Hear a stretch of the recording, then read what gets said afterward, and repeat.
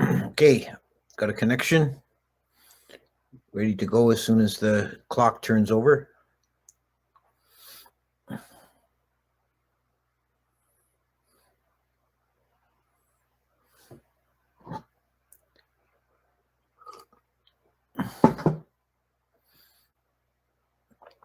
Hello, Ted. How you doing?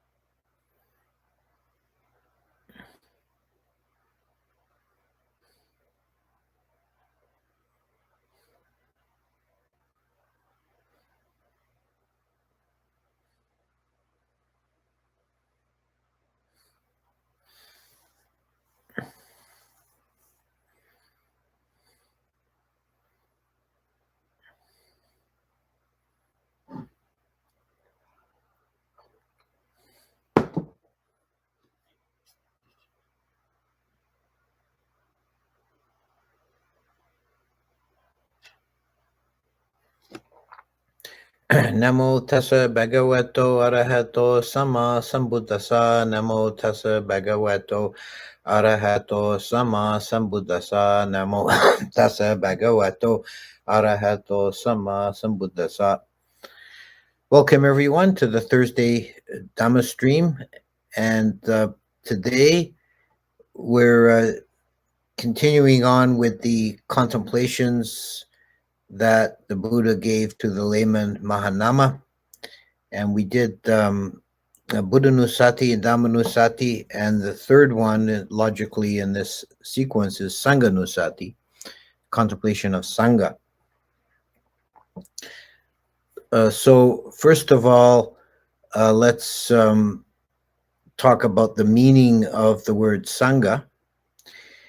And it has slightly different connotations in different contexts, but the broadest meaning of Sangha is just community. And I understand that even in modern Indian languages, derivatives from their descendants of that word Sangha is used for a club or community.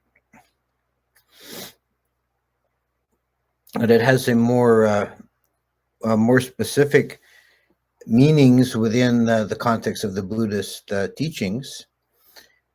And there are three levels of meaning. The broadest is the fourfold Sangha, which is mentioned by the Buddha in several places. And the fourfold Sangha means the bhikkhus, bhikkhunis, laymen, and lay women. So the entire community of Buddhists. And sometimes in modern times, particularly in Western Buddhist circles, the word Sangha is used to mean your local community, like if you have a sitting group or as a meditation group in your town that you attend, you refer to them as your Sangha. That's a kind of modernism, but I don't really have a problem with it because it is close to the use of the fourfold Sangha. Then there's the meaning of Sangha as an institution, and this is a way it's used sometimes in other contexts by the Buddha to refer to the Sangha, meaning the bhikkhus and bhikkhunis. It's the institution, the institutional structure of the order, the monastic order, and the members are a Sangha. And in Vinaya, technically 4 monks together is required to constitute a Sangha. If you have at least 4 monks present on the Uposatha day, then they're required by Vinaya to do the Patimokkha ceremony. Less than 4, it can't be done. You can't perform Sangha Kama with less than 4 monks. A group of 2 or 3 monks is called a Gana, which just means a group. So sometimes the phrase is also used, the Sangha of the 4 directions, which means the worldwide Sangha, all bhikkhus, all bhikkhunis. So, for example, when we if we build a kuti, we're not supposed to build it for ourselves, but dedicate it to the Sangha of the Four Directions, meaning it's property of this abstract worldwide body of Buddhist monks.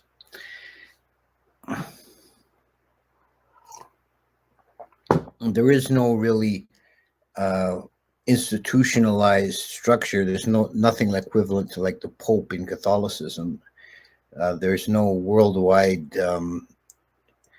institutional framework that binds us together. In theravada countries, there sometimes is a national structure. Like in Thailand, there's a Sangha Raja, who's considered the head of the order in Thailand, and an elders council that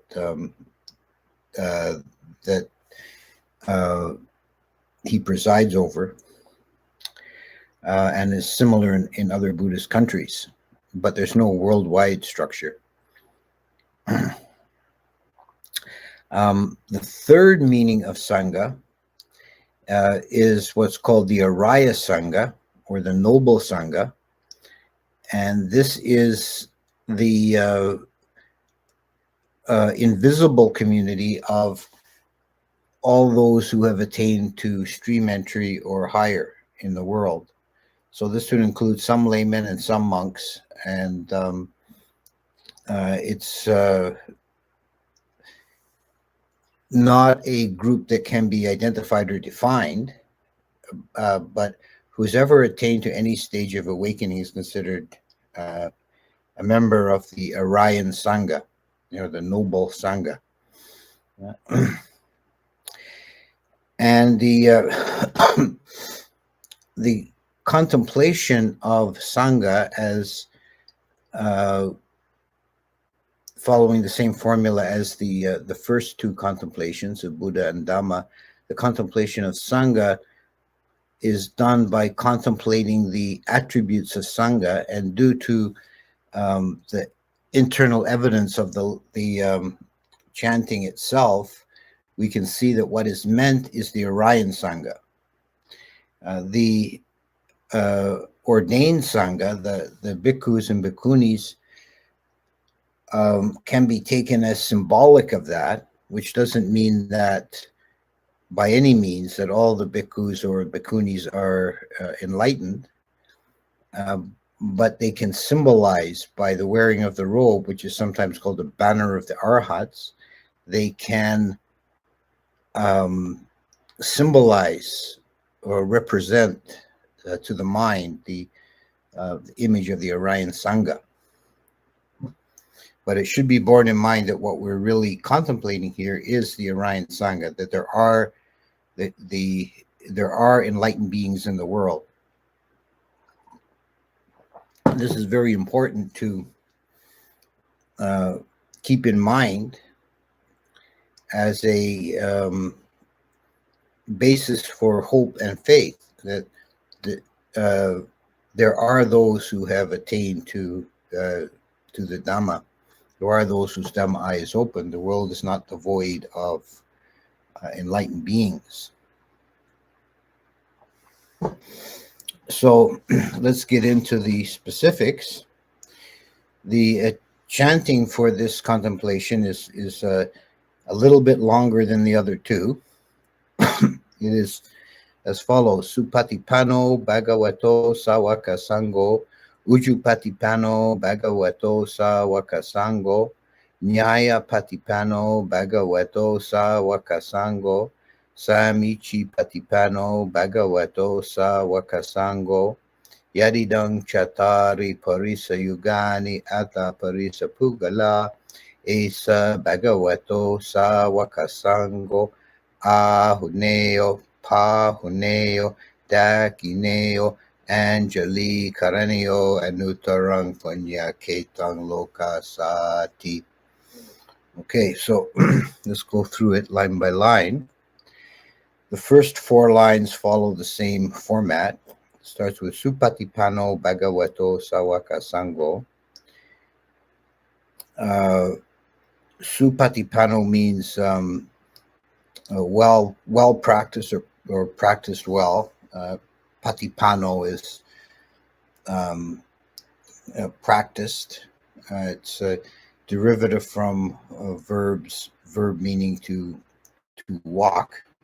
So it's one who is trods the path well, supatipano, and it's given in a past tense form, so it means one who has trod the path well. So they've trodden the path and they've attained to the Dhamma. Bhagavato Sawaka Sango.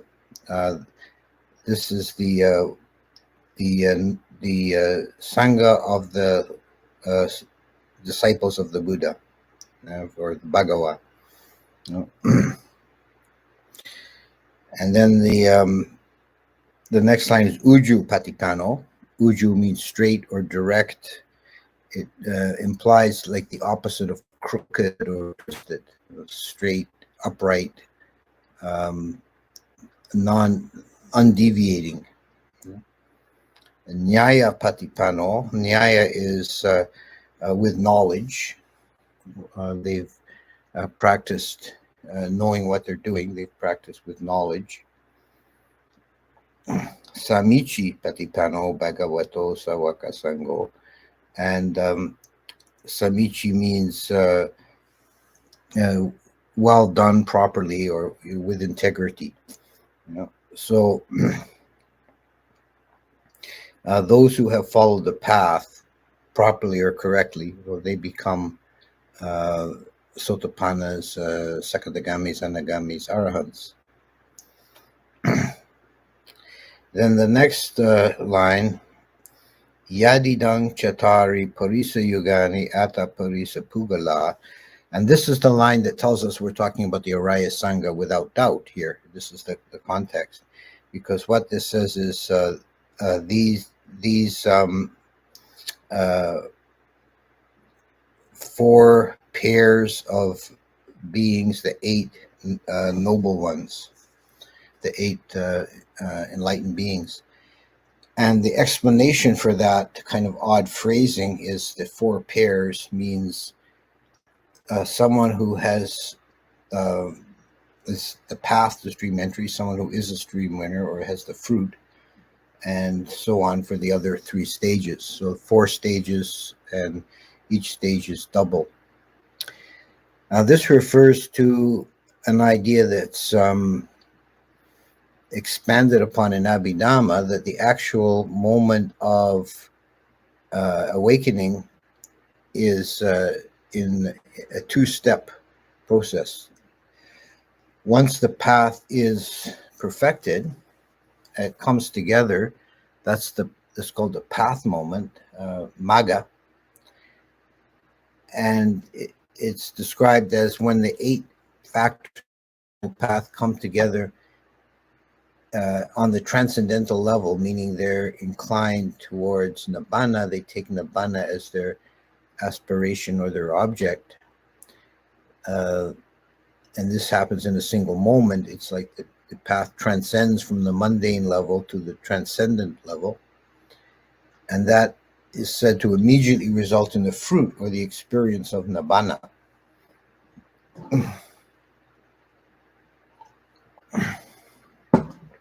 So the path moment is considered the last comically effective moment in the sequence, and the fruit moment is considered to be a resultant moment.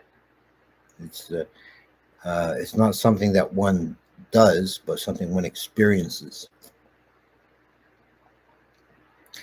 So there is a bit of a problem here that has been discussed in different ways, that if we're taking this as contemplating actual persons in the world, there are in the world these 4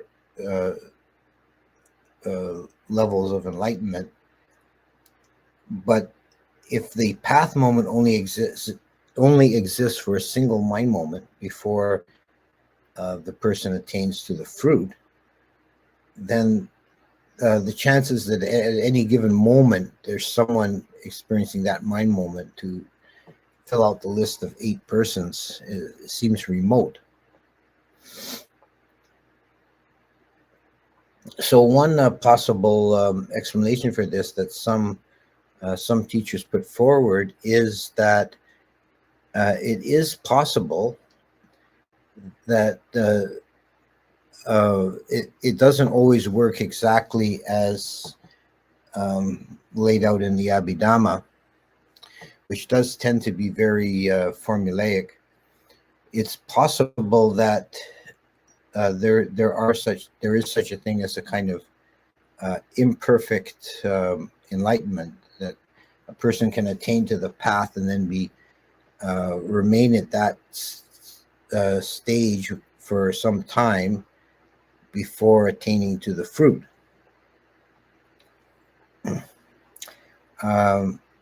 Another explanation that some would hold who want to maintain the literal interpretation of the Abhidhamma is that what we're referring to here is not path moment, but just someone who's practicing for the next stage.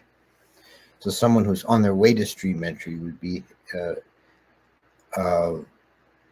covered here. But the problem with that, the difficulty with that interpretation is that, first of all, it seems too broad, that someone who is just practicing for stream entry has not yet reached it, is not considered anywhere else as an araya, as a noble one. And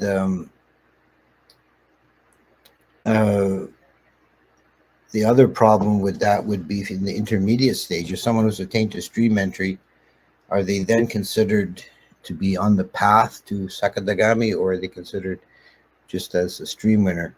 So this line in the short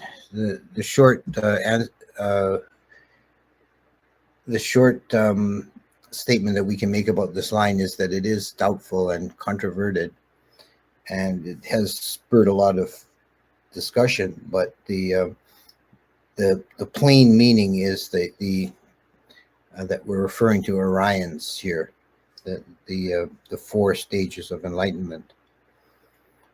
Esa Bhagavato Sawaka Sango, that just says these are the noble ones, the disciples of the Buddha. Then there's a line, Ahinayo, Pahanayo, Dakinayo, Anjali, Karanio. And this means Ahunayo, worthy of respect, Pahunayo, worthy of hospitality, Dakinayo, worthy of offerings, and Anjali Karanio, worthy of veneration. This is Anjali, right? So Anjali Karanio is, worthy to be honored. And the final line is Anuttarang Punya Ketang Lokasati, which means the unsurpassed field of merit in the world. Punya Ketang. Punya is merit, Ketang is field, like the common usage of that is like a farmer's field.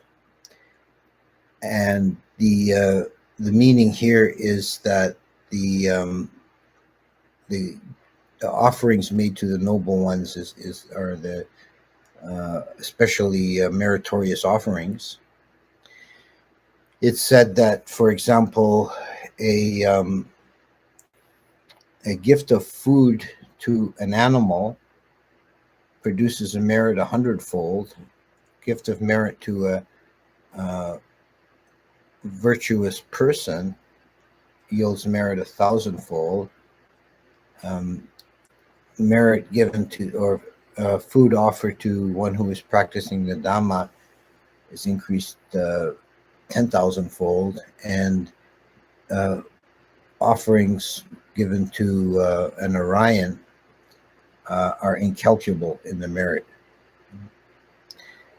And the Buddha also said that an offering made to the Sangha is more meritorious than an offering made to the Buddha himself.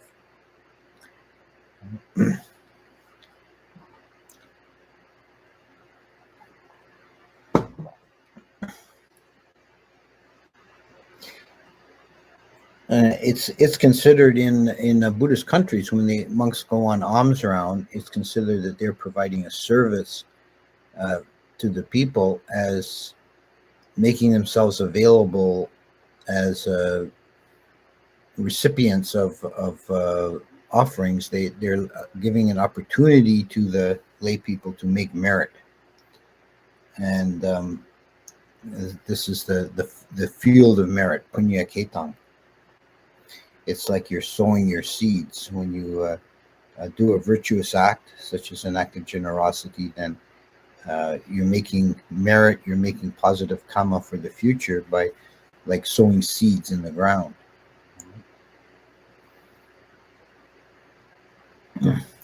So this is a contemplation of the Sangha, and taken together, these three, contemplation of Buddha, Dhamma, and Sangha, are the three jewels or three refuges, tisarana, the three refuges that should be borne in mind by every Buddhist, that this is your safe, secure refuge.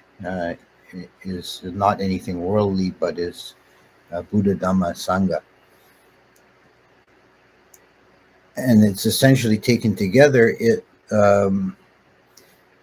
means that our refuge is in this samsaric existence. Our refuge is in that which leads out of samsara into nibbana. That there is no final safety or refuge within samsara. So if we find a vehicle that leads out of samsara into nibbana, from the conditioned to the unconditioned, then we should place our faith, our hope, our trust in that vehicle, because anything else will let us down, will disappoint us. Okay, so that covers this this section on the contemplation of Buddha, Dhamma, Sangha. Next week, the next ones in the sequence are contemplation of virtue and contemplation of generosity. And I think they're similar enough that there's no real point in having two separate talks. We'll do one talk on those two contemplations, take them together. And there's only one left after that, contemplation of day-wise. So I'll leave it at that and go on to questions here. So one popped in right away. Do arahants dream? That is, I think, a controverted point.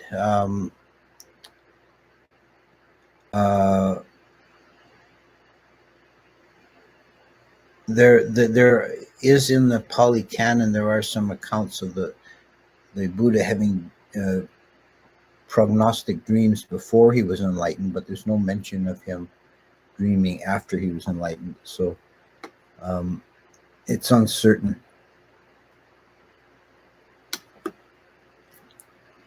Is there a reason why harming and damaging other beings is not specifically mentioned by the precepts and only killing?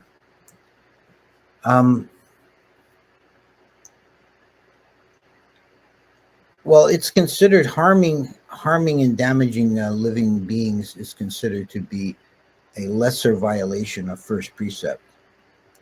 The first precept is stated as destruction of living beings, but it's always been considered to include as a lesser breach of the precept, to hurt them physically, to damage them.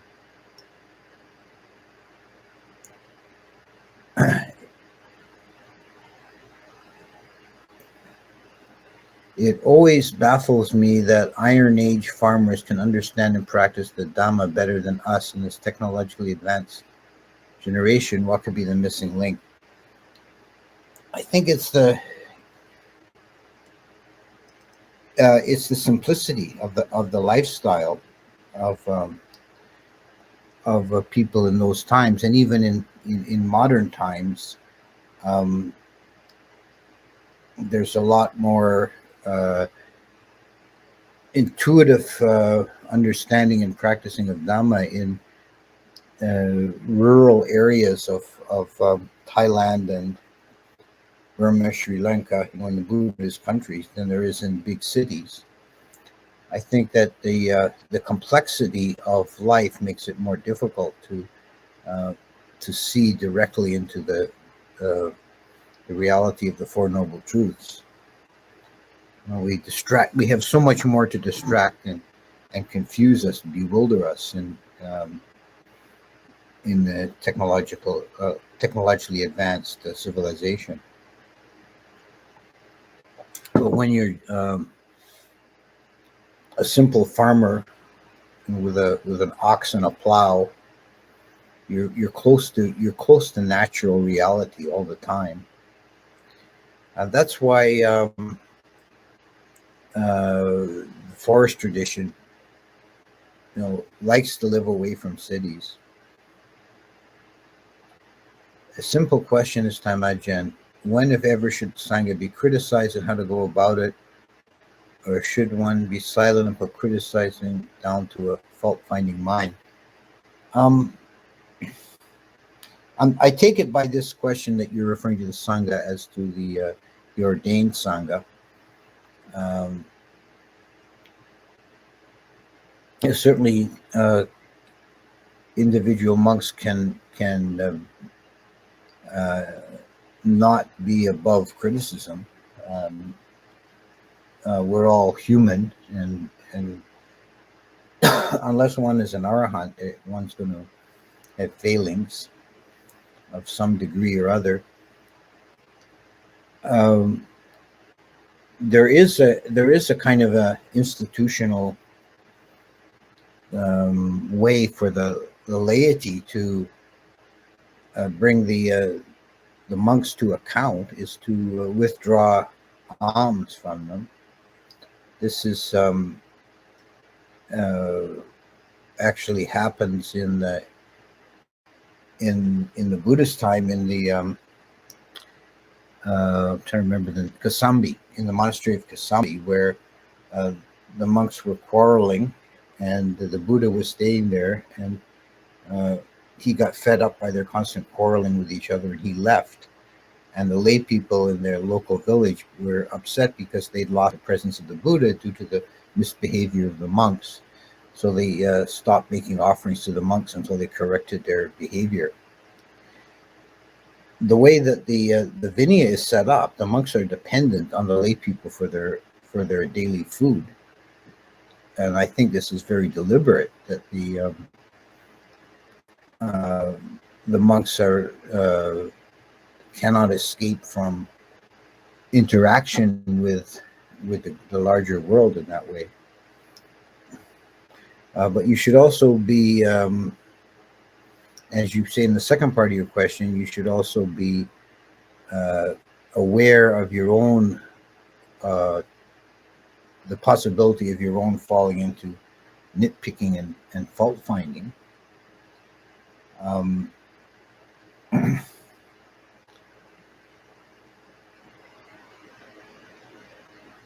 I mean, there are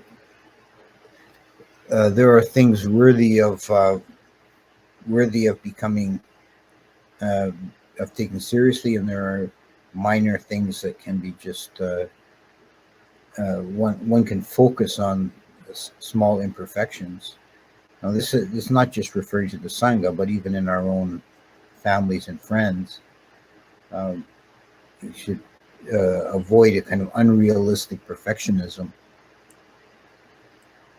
How is the Sangha affected by platforms like YouTube and the pandemic? Is there too much pressure on monastics to provide teachings online? Well, I know a lot of us are doing this now, doing some degree of teaching via the internet, and it's the use of a modern technology, I think, that is positive and beneficial. It was started when it became difficult for us to teach in person due to these horrible lockdown policies and things. But I think most of us find it a useful vehicle and will continue in any case. It's just another way of teaching. It's like um, when printing was invented, it was possible to then distribute written teachings more widely. Now we have this new technology with the internet streaming. It's just another vehicle for teaching. Bhante, after meditating, I literally see everything as tilakana all day, every day. When I move my finger, I see Nishu Dukkha Anatta. I am disenchanted from everything these days, and it's been a long time now, and it's getting more and more prominent. I only find happiness in jhana these days. I just urge to go to the forest and meditate for the rest of my life. Am I getting crazy, or is there a term for this? In Buddhism, am I on the right track? Yeah, I think you're doing well. It sounds like you've had some good insight, and you're experiencing some nibbida, disenchantment with samsara.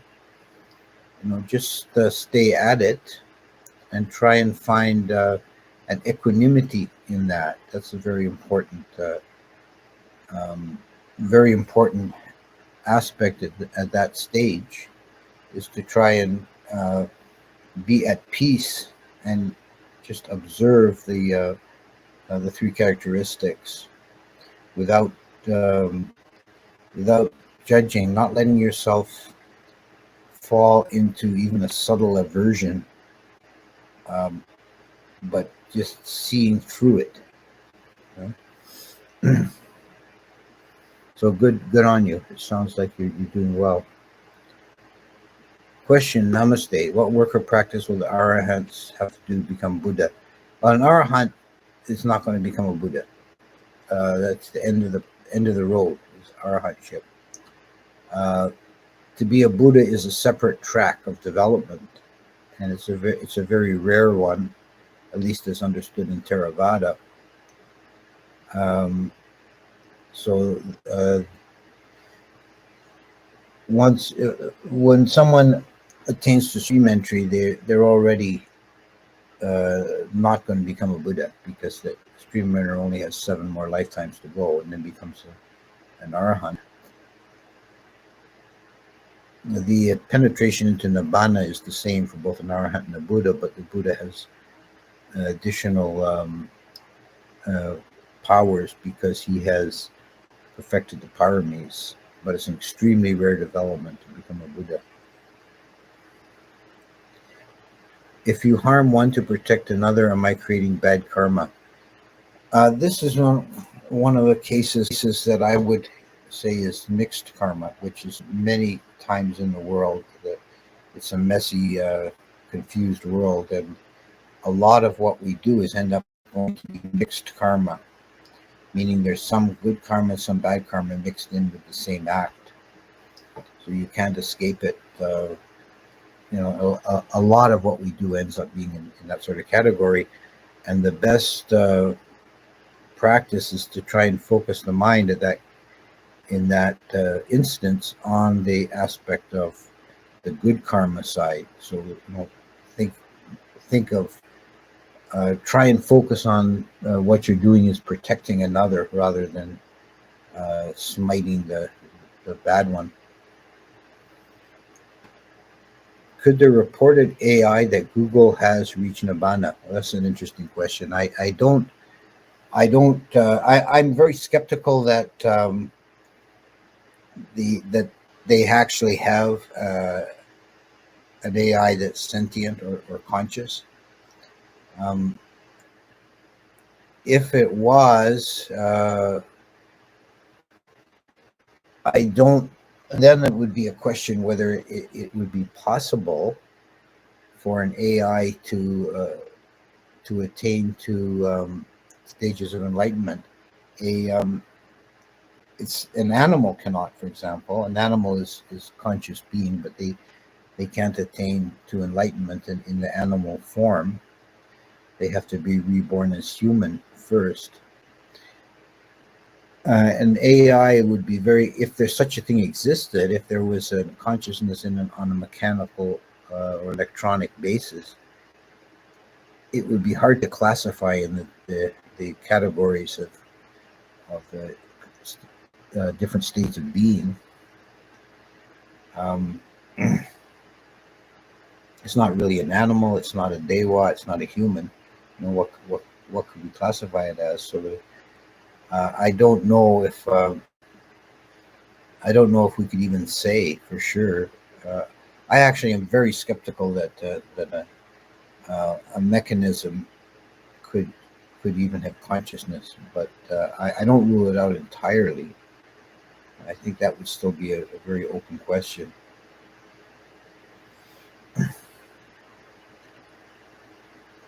Uh, uh, did the Buddha speak about how humans would progress and there are more and more things to move us away from the Dhamma? Well, the prediction uh, made by the Buddha and in the commentaries is that the uh, the Dhamma will decline over time, and it makes some sense just in this consideration that at the time of the Buddha there would have been a lot of highly advanced beings born in that time, because one would have to have a great deal of merit to be born in a time and place where one can actually see and hear a living Buddha. So many thousands of them attained arahantship, and then now they're out of the picture, you know. And in the next generation, there would be, you know, the second run of beings would not be as highly advanced as the first, and each generation would be declining in that way until we're just left with the dullards and laggards that couldn't make it up till now.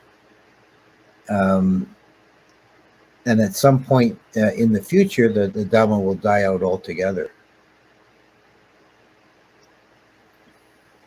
And then there'll be a dark age for a long time before another Buddha arises.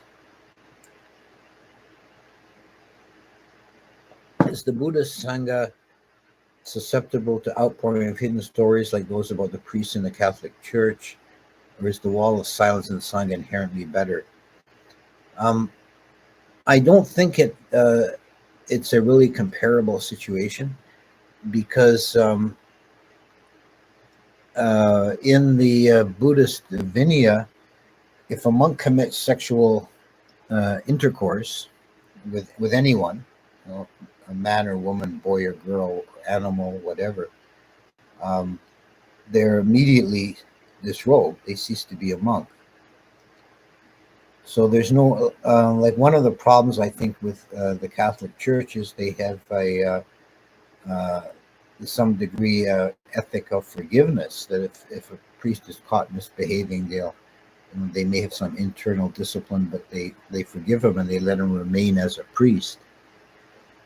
Whereas that doesn't happen in Buddhism, which isn't to say that there haven't been, from time to time, there haven't been bad monks who misbehave one way or another, and then it wasn't revealed. But it was not because there's some kind of wall of silence. It's their own, you know, their own malfeasance, their own dishonesty. And if they are exposed, they're expelled from the Sangha immediately. So certainly no one is claiming that all the monks in all time have always been perfect. There have been in Thailand, there have been some very prominent, well-publicized cases of misbehaving monks that were expelled from the Sangha. So there is a self-correcting mechanism in the institution. Would killing someone who has some level of attainment have exponentially greater karmic effects? Yes, the same manner as giving something does. Yes. doing any harm to enlightened being uh, is worse karmically. There's a story in the Visuddhimagga about a monk and a novice going on alms round, and the monk was elderly and he had some kind of a stomach problem. So before they finished the alms round, he sat down on a log and ate a bit of rice out of his bowl. And the young monk thought in his mind, this old fellow is just being greedy. He can't wait to get back to the monastery before he starts eating. And the elder monk told him he should the elder monk with a psychic power read his mind, knew what he was thinking, and he said, you need to apologize to me right away. I'm only eating because my stomach is upset and I'll have serious problems if I don't put some food in it right now. And you should know that I am Arahant, and if you hold this negative thoughts about me, just a thought, right? You hold these negative thoughts about me that will prevent your own attainment to stream entry. So you'd better apologize and stop that wrong thinking. And when Devadatta died, he said he went to, because he tried to kill the Buddha and he had once succeeded in slightly wounding the Buddha, he ended up in hell for an aeon being tortured.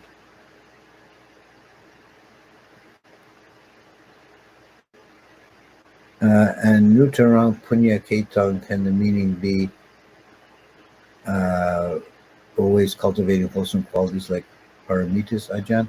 No, that doesn't work. I don't think that's the meaning. That the Ketang is a field. Punya is merit.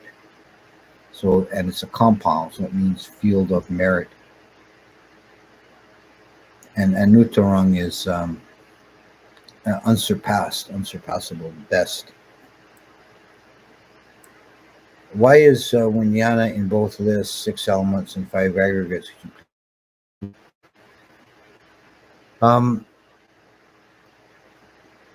6 elements are earth, air, fire, water, space, and consciousness, or Vijnana, and the 5 aggregates are body, feeling, perception, mental formations, and consciousness, Vijnana. A lot of times you'll see one element in more than one list. It's the same. It's the same element, but it's being used in a different context. So if you're breaking things down into dhatus, elements, then you have those 6. And if you're breaking the human organism down into khanda, or aggregates, and you have those 5. So there's an overlap between the 2 lists. It's not in any way a contradiction. The idea in the Buddhist teaching of fading away to nothing in Nibbana has always appealed to me. What advice could you give me about the craving for non-existence? That's a good question. There is the craving for existence, bhavatana, and the craving for non-existence, vibhavatana. And if you're seeing Nibbana as either some kind of blissful eternal existence or as a complete extinction and non-existence, then you're not seeing correctly. You're falling for one of those 2 tanhas. I think the one thing is to give up on any preconceived idea about Nibbana as being this or that, being existence or non-existence. It transcends all those categories. To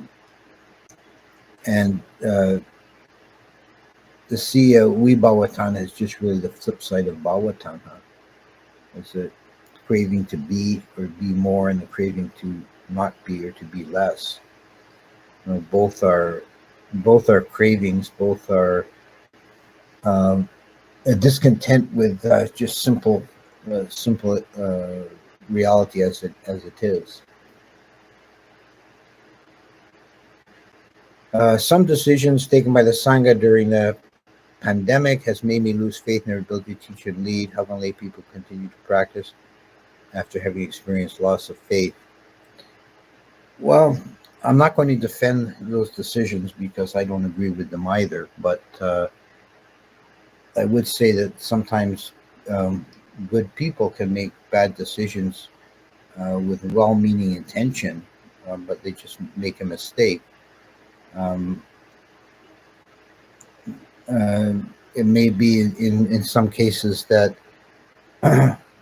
some of the some of the sangha did not uh, did not have the worldly knowledge to really judge the situation, and had a feeling that they should they should defer to so-called experts. I don't think it in any way impugns on their understanding of Dhamma. Worldly concepts is a whole different field. Uh, I don't think you can. I mean, it is disappointing. I understand. I understand where you're coming from, and I know. Uh, you know, it's possible to. Uh, you know, it's possible to. It's possible to be disappointed uh, in decisions made in you know this sort of situation, but it's it could it doesn't have any bearing on their quality as understanding the Dhamma. I think that's all really I can say on that. When reading a Tipi So each day, should it be said aloud or is it okay to read silently? Well, either way, I mean, chanting out loud is good. It's a good practice, but if you're in a situation where you don't want, you know, to disturb other people, it's fine to do it silently.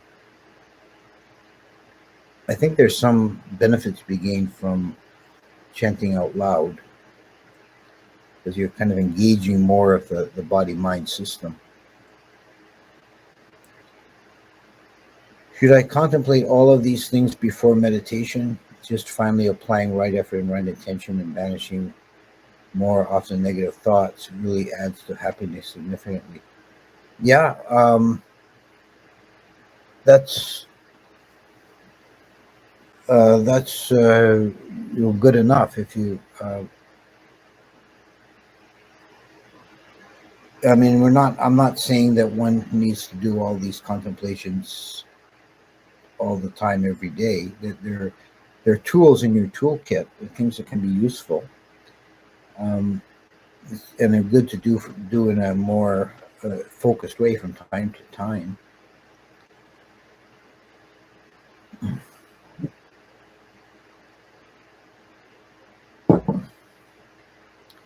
Do you believe there are arahants alive in the world today? Yeah, yes, I do. Um, I think that I think they're exceedingly rare, but I don't think the arahants are non-existent at this time.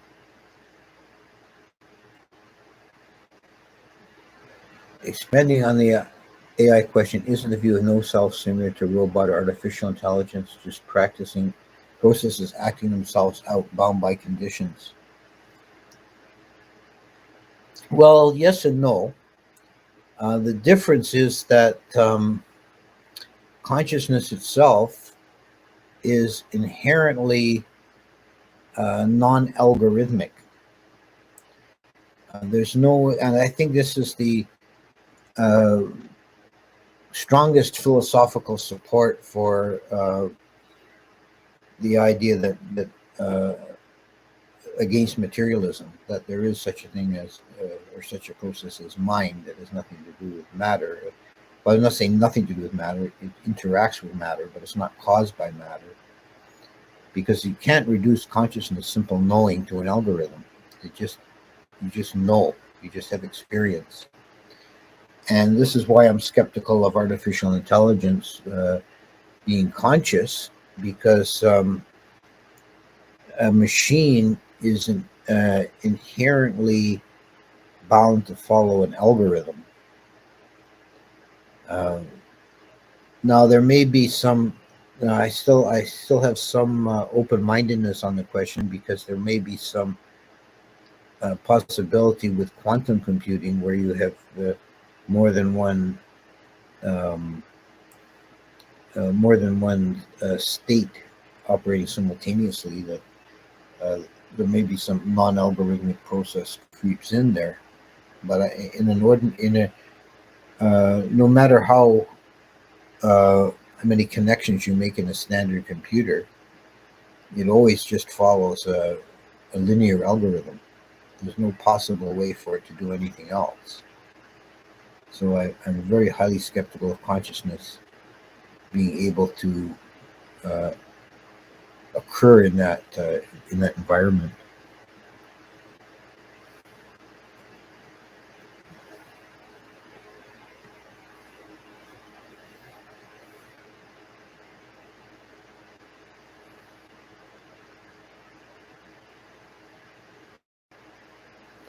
Okay, so I think we'll stop there, and next week we'll have another talk in this series.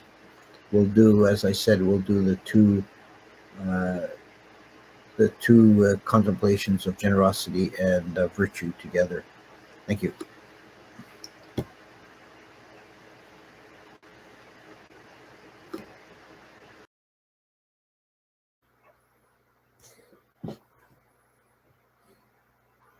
Hello, we're on.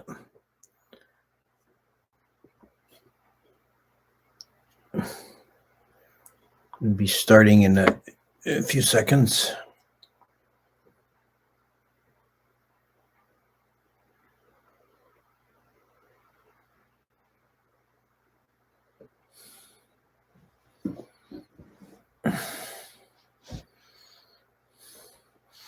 Namo tassa bhagavato arahato samma sambuddhassa. Namo tassa bhagavato arahato samma sambuddhassa. Namo tassa bhagavato arahato samma sambuddhassa.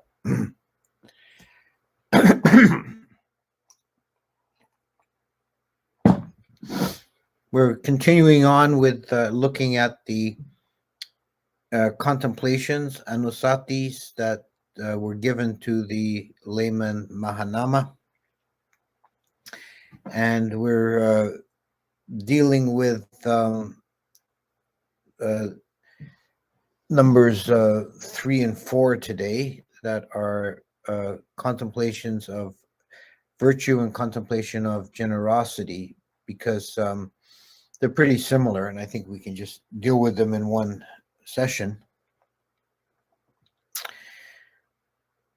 The general idea here is that one should recollect and bring to mind deeds of kindness and generosity that one has done, and also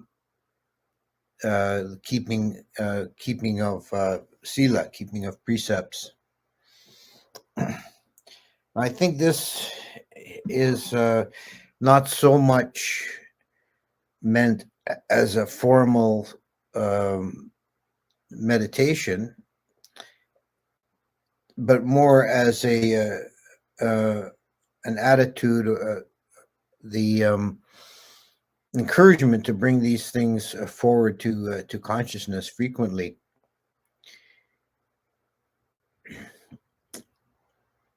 It seems that in this world, one of the big psychological handicaps that people impose on themselves is to be too self-critical and to develop low self-esteem.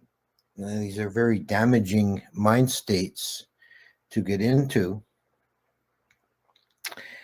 And many times people have a perverse tendency to bring to mind often mistakes they've made in the past, like your tongue finding a sore tooth. Your mind keeps going back to something you've done in the past that was unskillful, some unvirtuous deed. And it's not skillful to or helpful in any way to dwell on those type of things over much. And all of us in our lives have made mistakes. We've done things wrong. And correct attitude is to take that as a lesson learned. Well, I made a mistake back then. I'm not doing it again. But also not to keep going back to it and feeling regret and remorse. This is a big hindrance in the mind when we're filled with regrets and self criticism, being too hard on ourselves, expecting too much of ourselves. Instead, we're encouraged to remember frequently, bring to mind times we have been virtuous and things that we've done, or acts of kindness and generosity, helpfulness, and also our general seal and keeping the precepts. So one thing is, of course, very important here, and it should be obvious, is that if we're going to have be able to bring these things forward, first we have to do them. So it's a strong encouragement to live a virtuous life, which begins with keeping the 5 precepts for a layperson. And the 5 precepts are the foundation for everything else in the practice. And one of the advantages of keeping the precepts that's specifically mentioned is the lack of regret and remorse. So you don't give yourself things to feel regretful about in the future. You live in a pure, simple way. Keeping the precepts is also a way just to be happy here and now. Now, to make your life simple and clean and uncluttered. When you break the precepts, there may be an initial gratification. The reason you broke the precept in the first place is to get some kind of pleasure, but it always comes at a steep cost, and it always complicates your life. There's always something that will come back to haunt you when you live in an unskillful way. You're always having to cover your tracks. You're having to be careful. You're having to watch over your shoulder. It's not a pleasant, happy way to live. It's not an open-handed, clean existence. So the precepts shouldn't really be considered as some kind of burden, but as a way of freedom.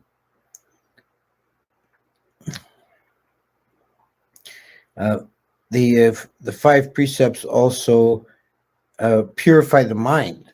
This is actually the ultimate reason for keeping precepts. Take the first precept against harming and killing.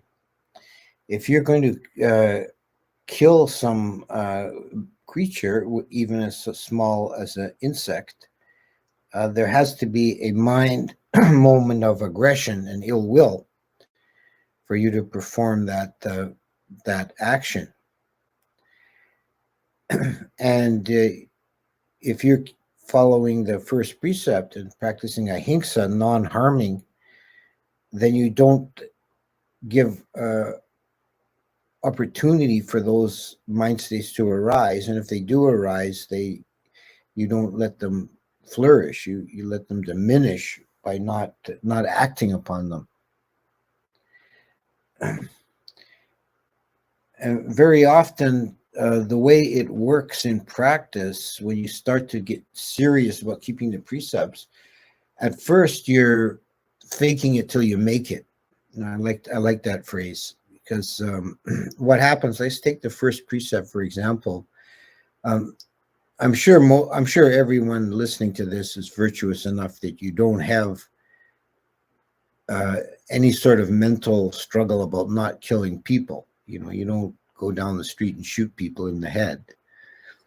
That's not even an effort for you to keep it at that level, but it may be an effort for you to not swat the mosquito when the mosquito is biting you.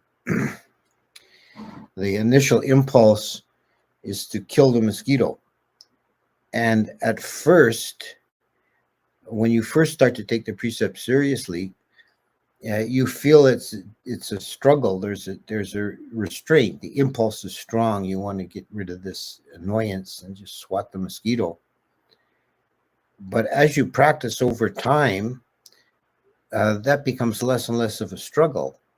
You're not faking it anymore. Now you're making it. You really start to feel a gentleness and an ahimsa in your being. You don't want to harm other creatures. And the same kind of thing works with all the precepts.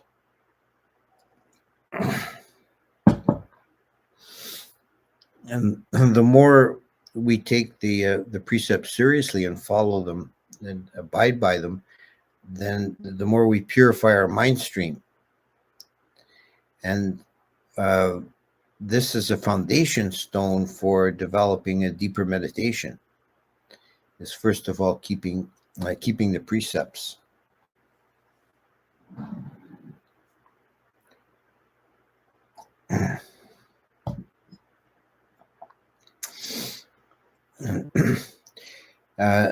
And the phrasing of the precepts is important. That in Pali, each precept is has the refrain "Sikapadani samadhiyami." I will endeavor to train myself in this way. So it is a training. It's a mental training. So don't take on the baggage of thinking of them as commandments. They're ways of training. You're following these ways of training by abstaining from killing, from stealing, from sexual misconduct, from lying, and from intoxication. And if you follow those, then the life is simpler, the mind is pure, and you have no regrets and remorse. Now, it's very difficult, of course, to be perfect, and there will be times when we slip up. And the correct procedure is then to retake that precept you've broken. And you don't have to make a really big deal out of it. You can just reaffirm that precept in your mind, and it can help to solidify that in your mind if you make a little ceremony out of it, such as to bow to the Buddha image and then take the precept again, the one that you've broken, and resolve to be better going forward. And there's no virtue or benefit in feeling guilty and flagellating yourself over mistakes, but to take it as a lesson learned. That was a mistake. I'm not going to do that anymore. I'm going forward. Also, contemplating, mistakes made in the past. They are in the past, so that they're done and gone. You can't change them, so there's no use dwelling on them anymore. Our focus should be mostly in the present moment and how we're behaving and acting in the present moment, and also to some degree looking to the future. What kind of a karma are we making for the future? Dwelling in the past is of no benefit.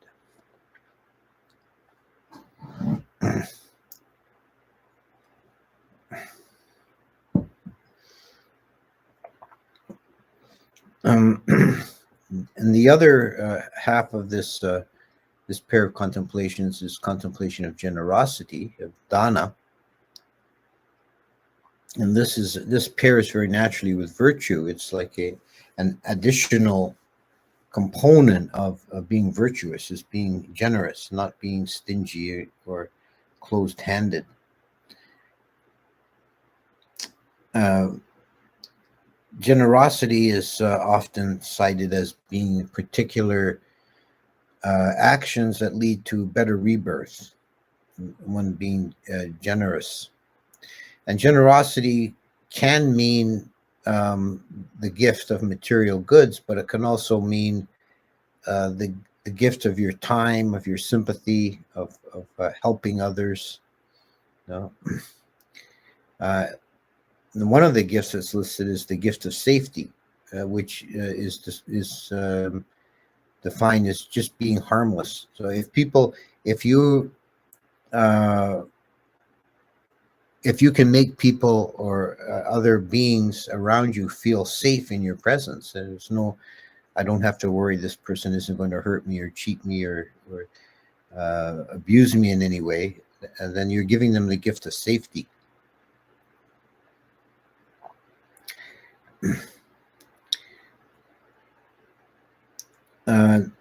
The efficacy of a gift is dependent on various factors.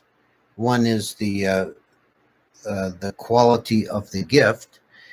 It's much more meritorious to give something uh, of of uh, of good quality than just to give away your cast-offs, your hand-me-downs.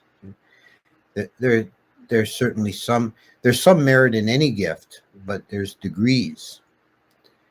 Um, Another factor is the quality of the recipient. A gift given to even a gift given to an animal comes back with merit. It results in merit and multiplies in the future. It's said that a gift given to an animal, a gift of food given to an animal, results in 10 times that in karma coming back to you in the future. A gift given to an ordinary human being is 100 times. A gift given to a person on the path is 1,000 times. To a stream winner 10,000 times, and to arahant it's infinite. It can't be calculated. I may have those numbers off. I'm doing this from memory, but it's like that. There's a multiplication factor depending on the quality of the recipient.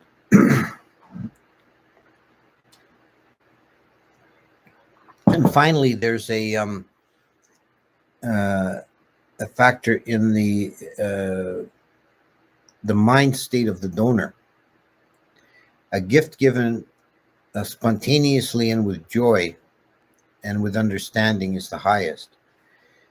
There are, according to Abhidhamma, there are basically three factors that determine the efficacy of the power of an act, a comically effective act.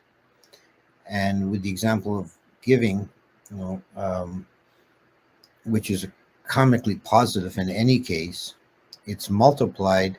First of all, if it's spontaneous, this is one of the factors, is the amount of spontaneity, meaning if you have to be coaxed into it, if you do it begrudgingly because you feel that you ought to, but you don't really want to, it's not spontaneous. But if you feel like an open-hearted and just generously give without being asked or without being coaxed into it, that's spontaneous and it's more powerful. Also, whether the feeling associated with it affects the karma, and the feeling tone of joy is generally a karma intensifier. So if you do a good deed with joy in your heart, and if it makes you happy to be generous, then It's more effective than if you are neutral about it. Much more effective than if you feel regrets about it, kind of spoiling your karma that way. It also works incidentally with the feeling tones in reverse on the other side with acts of cruelty or bad karma. If they're done joyfully, it's worse than if they're done neutrally. It intensifies the karma for good or ill. And finally, if it's associated with correct views or correct understanding, so you understand the laws of karma and you uh, know that as you give, then it will result in an increase in the future higher than if you do it ignorantly. And the example given in the Visuddhimagga actually is monks are on alms round in the village, and the adult villagers are giving them rice, and they understand about they've been to Dhamma talks, and they understand about karma and law of karma.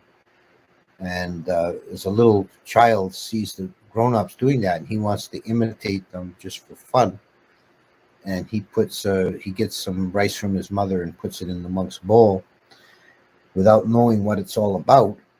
Now he's still making some degree of good karma, but much less than the adults who know what they're doing.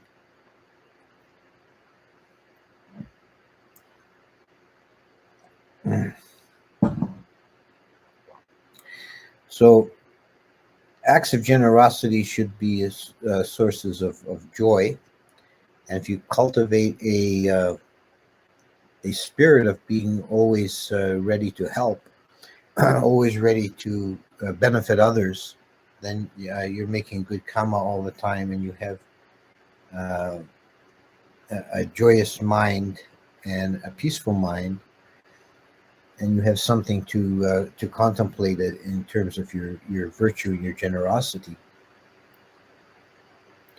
And I think this teaching about contemplating your own virtues and generosity is important all the time, but it is especially important uh, close to death. The last moments of your consciousness as you pass away from this life are very critical for determining your next rebirth. And you should avoid at all costs dwelling on regrets and remorse and blaming yourself for things that have gone wrong. You should recall only happy times and good deeds that you've done, and generosity and love in your life.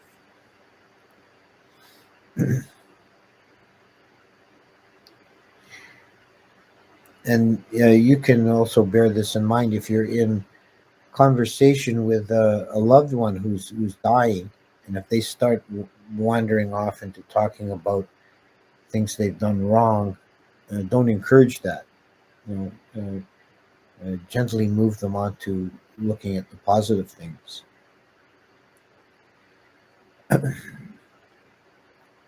So that's enough on this topic, and we have one more in this series next week, contemplation of devas.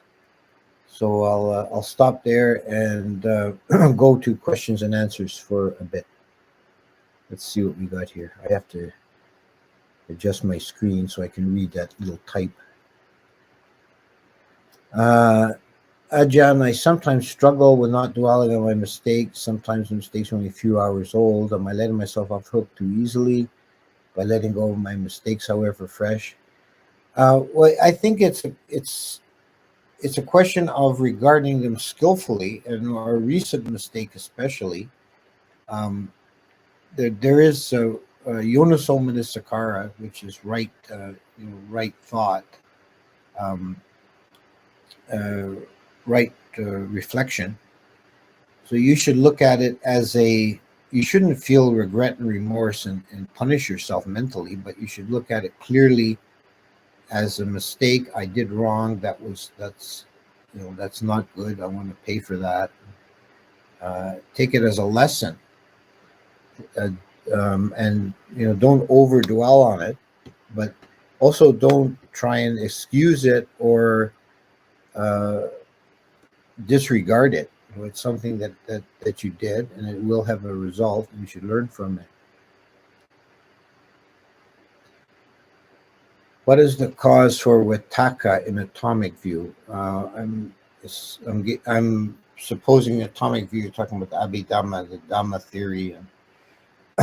um, Vitakka is the application of mind. It's the root of thought, and that would have a variety of causes. Often it's desire, but it might also be ill will or even ignorance, that guide the thought uh, onto its object. It can also be a positive. If you're having skillful thoughts, it can be directed by a desire for liberation, by which is dhammachanda, or it can be guided by morality, virtue, or so forth.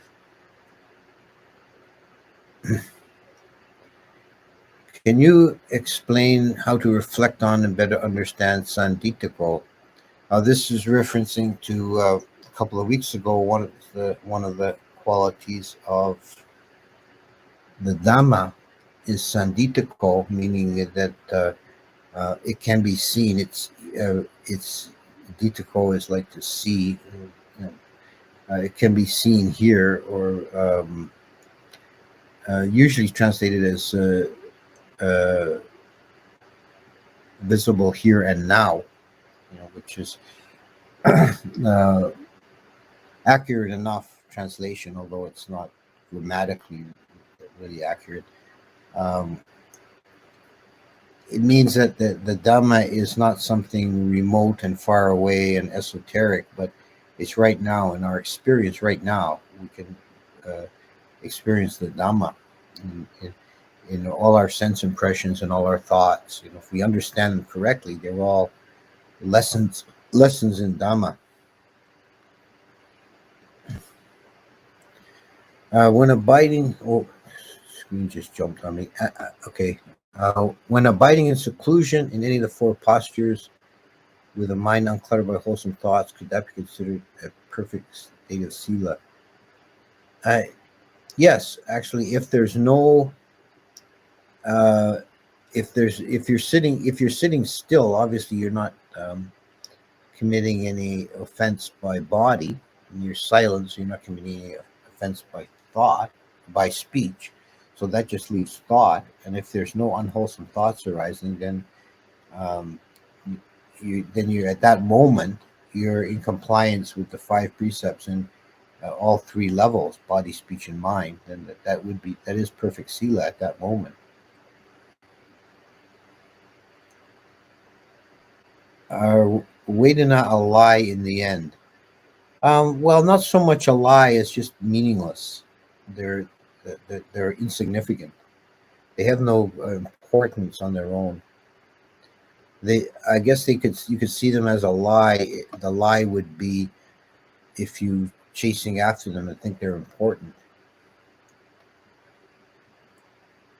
How nothingness can have attributes like color or shape. It can't have any attribute. Yeah, that's correct. I don't see the question there. Nothingness would not have any attributes. It wouldn't have color or shape. Can the Sotapanna break one of the 5 precepts, like not telling a falsehood? The Sotapanna is said to have flawless sila, but they can. It's also expanded that they can possibly break a precept in a minor way, but then they immediately know it, and it's like a child puts his hand on a hot plate and he feels it right away and pulls his hand away. So that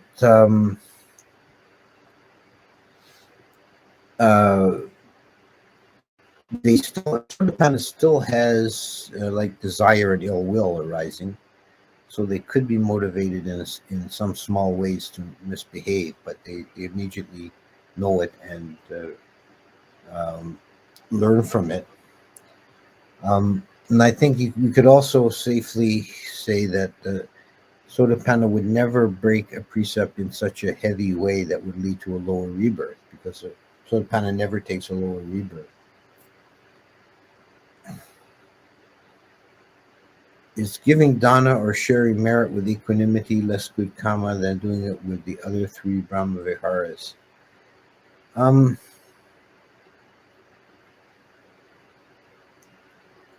it may seem kind of counterintuitive, but I would say yes, it is. It's less good because equanimity is not associated with joy. There may be more wisdom in equanimity, but in terms of karma, which is, let's face it, the karma is limited to this plane of existence, to conditionality, to samsara. It's skillful actions within samsara. So the most skillful action is generosity backed by joy, which would be associated with the other Brahma Viharas, but not with equanimity. I see people who have wives or husbands yet do adultery. Is it enough of a karma to go to Naraya or animal or Peta world only? Well, that's not really definitively answerable. It's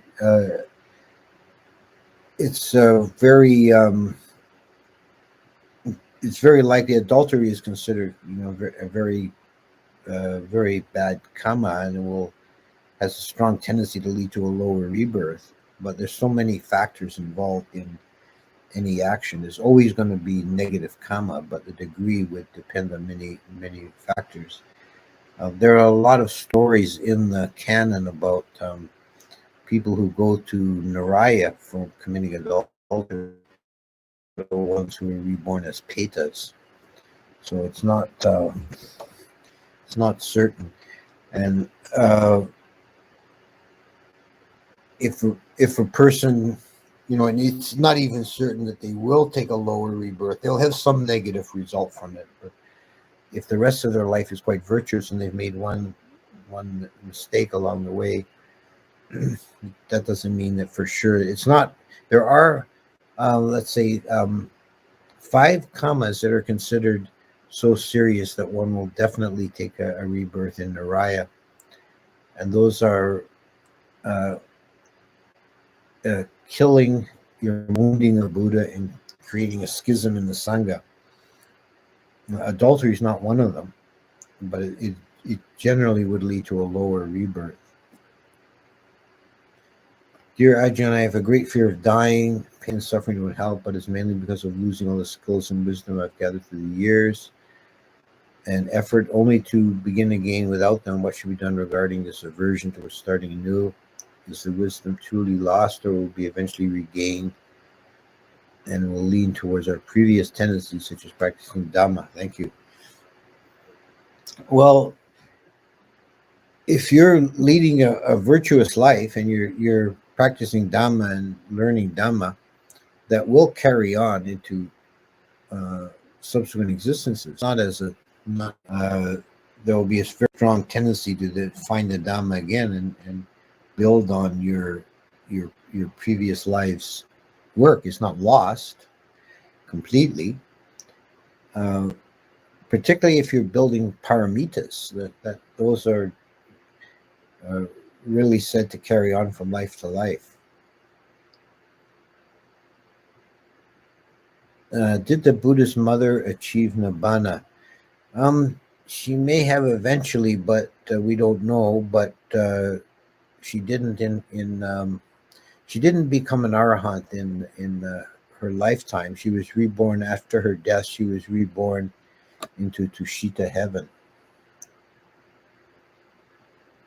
Is it possible to practice generosity for sake of peace of mind and bhavana instead of simple happiness?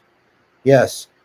Yeah, and actually, it's kind of speaking about this question, the aspiration of giving can also vary. That there's such a thing as that. There's a sutta about it: aspiration by rebirth, or rebirth by aspiration. If one gives generous gifts with the thought in mind, may I be reborn into to see to heaven, may I be reborn in the Brahma world, that will have a not a guarantee but a strong tendency to bring you to those realms. And the highest aspiration is, may this lead to my final liberation and complete release from samsara. Another question: what is wrong with mystic unity? Everything is made of atomic dhammas. Those dhammas are void, so they represent something in existence, and it is nothingness. You can't differ one nothingness from another. All of these are one, so everything is one thing, is void. I think this is unity. Is this wrong? Well, I mean that's a touching on uh, questions that were very central to the philosophical debates and developments in India, and there's all kinds of different schools of thought between monism and nothingness, and pluralism, atomism, materialism, idealism. All these were developed as schools of thought in India. Um, the theravada tradition, for what it's worth, is generally leaned towards um, a kind of a pluralism. Definitely doesn't see a unity. That the dhammas that are the atomic units of reality, they are essentially empty. They're void. Um, but in their manifestation and how they're apprehended by sentient beings, they do have uh, characteristics. So we experience this is the illusion of reality. We see things even though they're composed as solid objects, even though they're composed of void dhammas. There's no substantial essence there. You know? There are just qualities that shift by cause and effect. So yeah, it's you're asking very good questions, and they're very deep questions. And if you get into the Abhidhamma, you may find at least one attempt to answer them. For a strict practitioner, is generosity any longer necessary? Is it wholesome just to be virtuous and practice in seclusion? Well, it depends what you mean by by necessity. Um, if uh, if you're virtuous and practicing in seclusion, then that's probably sufficient. The generosity is a great help along the way, and it would only be necessary if you have the defilement of greed and avarice and clinging. It's a way to overcome that.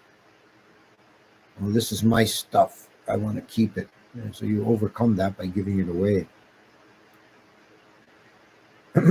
How atomic Dhamma points have any attributes? Isn't it nothingness? Well, the attributes are uh, as perceived by sentient beings. They're not in themselves substantial or ultimately real.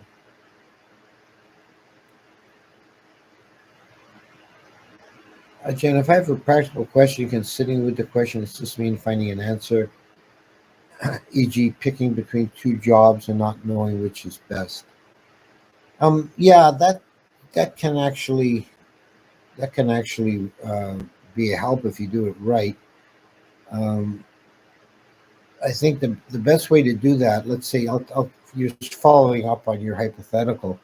So you've got two jobs and you can't decide on each, and you want to sit on it. That doesn't mean to sit and ruminate about it for an hour.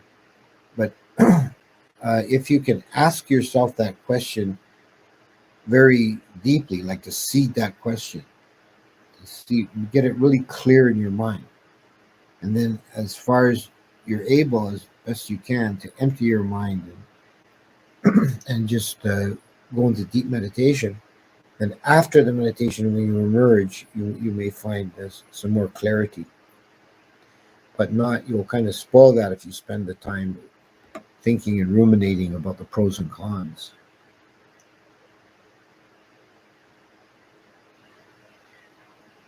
Can a single moment of perfect sila be sufficient foundation for sama samadhi?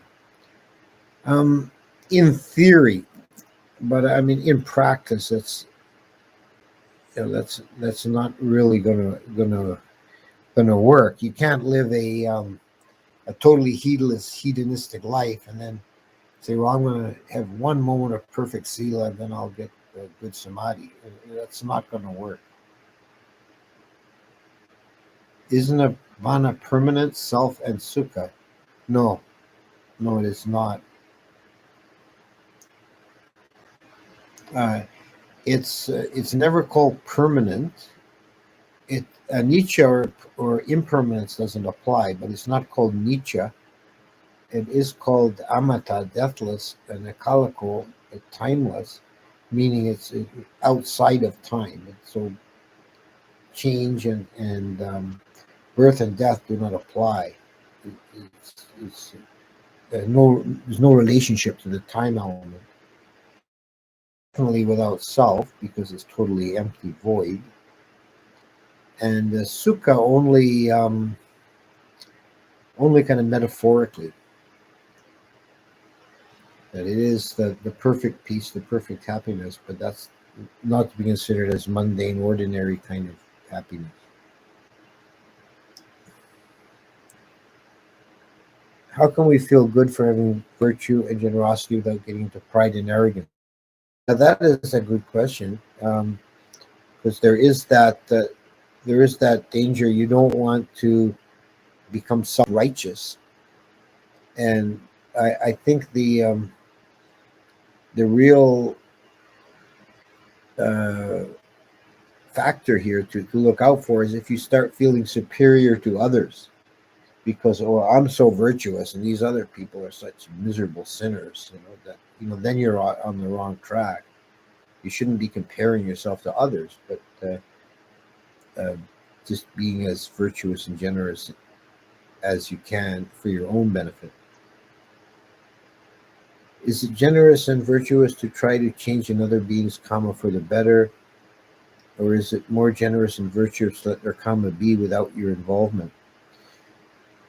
That's also, I think, a question that cannot be answered definitively because it depends so much on case-by-case circumstances.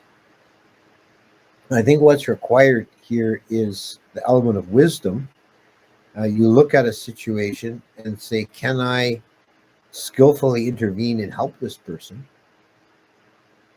And maybe you can, and maybe you can't. And if you can't, then you have to have the peace and equanimity to step back and let them suffer the results of their karma without your interference.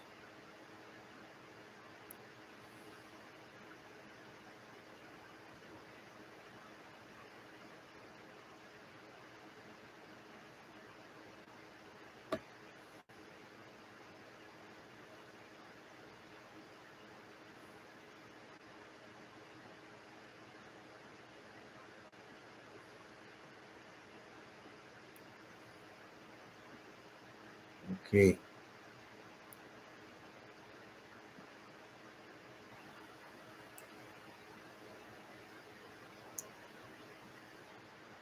Yeah. Okay. That